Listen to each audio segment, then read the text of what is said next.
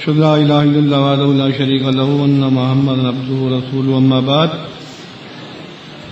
امیر صاحب ہمارے اشتہارات میں بازاروں میں گرتے ہیں اور آیات کی بے حرمتی ہے. بھائی اشتہارات تو اس لیے لگائے جاتے ہیں تاکہ لوگوں تک صحیح بات پہنچے. اگر کوئی اشتہار گر جاتا ہے تو ہماری منشا تو یہ نہیں ہوتی کہ وہ گرے، نہ لگانے والی کی منشا ہوتی کہ وہ گر جائے. تو اس میں کیا وضاحت کروں میں؟ ہم قرآن مجید اور احادیث کے علمبردار ہیں، اس کی حرمت کے علمبردار ہیں. کوئی چیز اگر گر جاتی ہے آپ سب کا فرض بنتا ہے کہ اس کو اٹھا لیں. کوئی اشتہار اگر لٹک رہا ہے تو آپ کا کام ہے آپ وہ سیدھا کر دیں.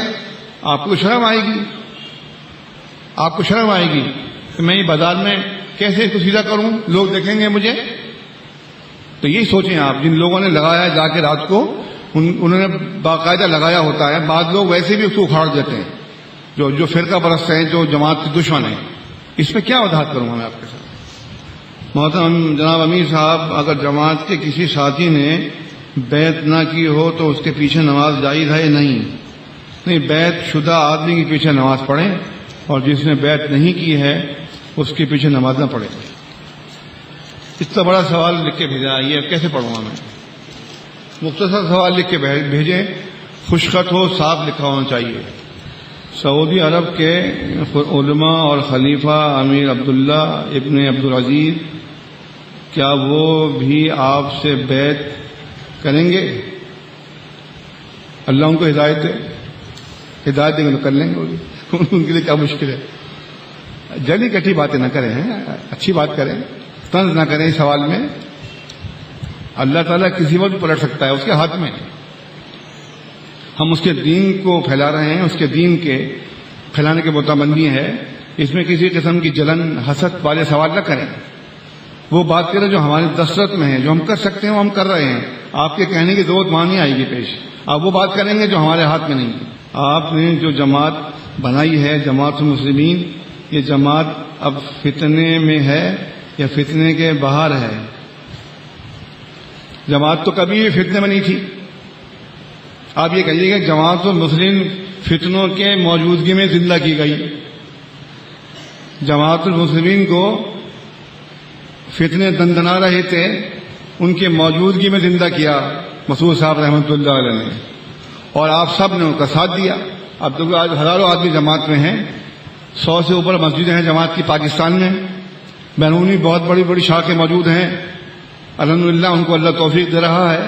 بنگلہ دیش میں، ہندوستان میں، سری لنکا میں، ویسے تو تمام دنیا کے اندر مسلمین موجود ہیں جماعت کے. 10-10، 5-5، 2-2، 4-4 ہر ملک میں موجود ہیں. الحمدللہ گھبرائیں نہیں، سب انقلاب لے کر آئیں گے. تھوڑا صبر کر جائیں، صبر کریں انشاءاللہ. آپ لوگ جو حدیث پیش کرتے ہیں جماعت المسلمین اور اس کے امام کو پکڑو، اگر امام اور جماعت نہ ملے تو کیا کریں؟ پہاڑوں میں جائیں، درخت کی جڑیں چبائیں، یا جماعت میں رہیں؟ جماعت المسلمین اگر نہیں ہے تو فرقوں سے الگ رہنا ہے. جنگل میں جانے کا ثبوت ہے نہ درخت کھانے کا. درخت تو ایک انتہائی مجبوری میں بتایا گیا ہے. مگر اب تو جماعت المسلمین موجود ہے. ابھی سوال کیا معنی رکھتا ہے؟ اب جماعت المسلمین موجود ہے، اس کا امام بھی موجود ہے، ہزاروں آدمی جماعت المسلمین موجود ہیں، اس کی 20 مساجد موجود ہیں. تو اب یہ کیا کہنا کہ اب تو سوال اب کا بیکار ہے کرنا. جب کرتے جب جماعت ابھی پیدا زندہ کی ہوتی. اور جماعت ہم نے بنائی نہیں ہے، جماعت کو زندہ کیا. جماعت تو قرآن و حدیث میں موجود تھی. کہ جس کو اللہ نے شعور دیا اور جس کو پسند کیا اس کو جماعت سجھا دی.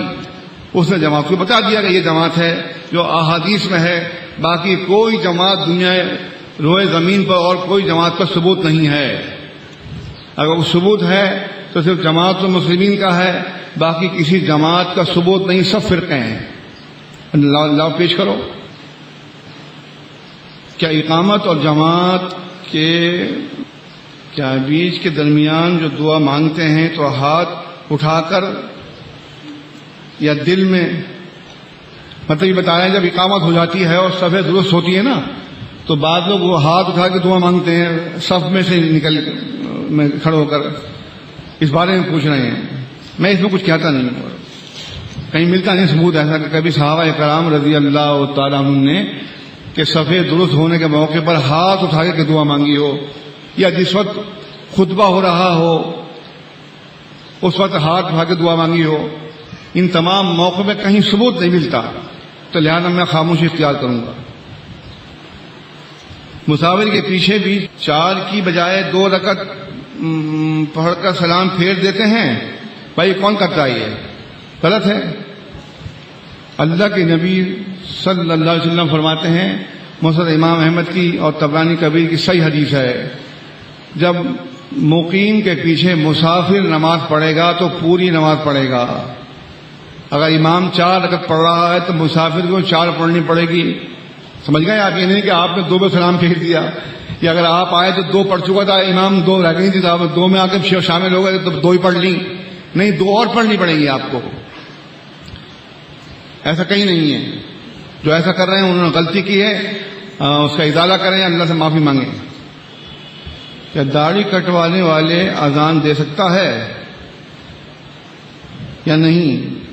بیعت شدہ مسلم ہے مگر داڑھی کٹواتا ہے, اذان کا شوق رکھتا ہے, بیعت بھی کی ہوئی ہے, داڑھی بھی کاٹتا ہے, اذان کا شوق بھی ہے. بھائی اگر آپ نے بیعت کر لی ہے تو داڑھی کاٹنا چھوڑ دیں. آپ نے مجھ سے عہد کیا تھا, جب بیعت کرتے وقت میں اس کی بیعت لیتا نہیں جب تک کہ مجھ سے عہد نہ کر لے کہ میں داڑھی اب نہیں منڈاؤں گا, داڑھی نہیں کاٹوں گا, تب میں اس کی بیعت لیتا ہوں. تو آپ نے مجھ سے عہد کر کے بھی توڑ دیا. کیا کریں گے اپنی بیعت کا؟ بھائی بعض کام ایسے ہوتے ہیں جو فوراً کیے جاتے ہیں.